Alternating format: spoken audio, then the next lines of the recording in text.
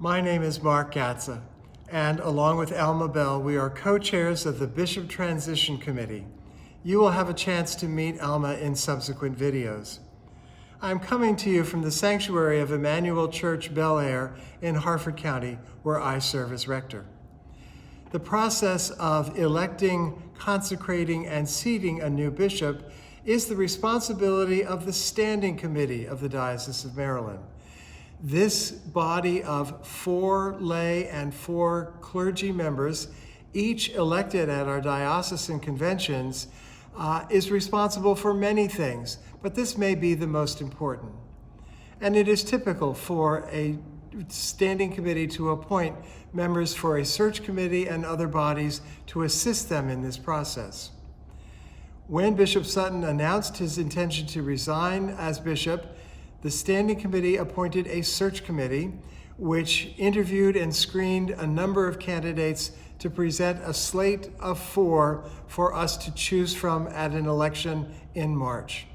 That process is now finished, and the baton has been handed on to the Transition Committee that Alma and I have organized. This committee is responsible for introducing the candidates to the Diocese of Maryland, but also the Diocese of Maryland to the candidates. And the material you will find on this webpage is aimed at doing that. We are organizing the 4 meet and greet sessions that will happen in locations around the diocese, and you will see information about that as soon as we are able to post it. These are intended for a large audience and will be live streamed, as well as welcoming live guests, whether they are electors or not. We will provide shepherds to walk with each candidate along the way to provide logistical, moral, and pastoral support in what can be a challenging moment of discernment. Following the election, the Transition Committee will continue to work with the bishop-elect and assist the presiding bishop's office in planning the consecration, which will happen in September at Washington's National Cathedral. The charge to the Transition Committee extends beyond the consecration to the actual seating of the new bishop in the spring of 2024. That is the service where Bishop Sutton will pass on his authority as Bishop Ordinary to his successor. Let me address some of the terminology that is involved in this long process. The bishop in charge of a diocese is called the Bishop Ordinary because she or he is responsible for keeping the order and discipline of the diocese and for organizing its missions and ministries. Normally, we refer to this person simply as the bishop or the diocesan bishop, but their proper title is ordinary. There are 3 other kinds of bishops that may serve in a diocese, all under the ultimate authority of the ordinary. A suffragan bishop is elected by a diocese to serve with the ordinary. The word suffragan has its root meaning in praying with the bishop, and morning prayer and evening prayer from our prayer book each have suffrages which are meant to be recited following the Lord's Prayer.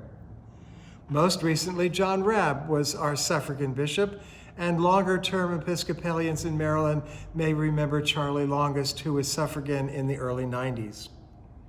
A diocesan bishop may also call a previously consecrated bishop to serve as an assisting or an assistant bishop.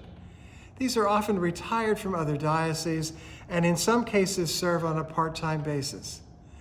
Bishop Eloff currently serves now as our assisting bishop, and there have been a half-dozen others in the course of the last 30 years. Finally, a bishop coadjutor is elected by a diocese to serve alongside the bishop ordinary for a period of time, and then succeed her or him at the moment of retirement or resignation. Long ago, this might have been several years, but recent experience in the Episcopal Church suggests that the bishops will serve together for something between months and a year or so. 6 out of the 13 bishops elected following our first bishop were elected as bishop coadjutors. The title coadjutor is meant to convey a strong sense of cooperation between the incoming and outgoing bishops during the transition. That said, One of my parishioners recently prayed on a Sunday service for the candidates for Bishop Coadjutor, a term that still makes me smile. The material you will find on this webpage comes from a variety of sources. Some of the videos were produced for the recent General Convention of the Episcopal Church held last summer in Baltimore. Some were created by congregations or regions or particular ministries. And finally, some were created as a way of introducing Carrie, Alyssa, Greg, and Randy to our diocese in a more fulsome way than the short videos you may have already seen. The election of a bishop, at the heart of it, is a process of discernment. The prayer of the Transition Committee is that we can provide enough information to all who are involved, candidates and those who are voting, that the candidate who is elected can begin their term of leadership with confidence that God has called them to this new ministry and the Diocese of Maryland has affirmed that call. So please take the time to read, watch, and reflect on the material you will find on this page and on the Bishop's Search page. And please keep our candidates and our diocese firmly in your prayers. In the words of our old friend Louis Goldstein, God bless you real good. Amen.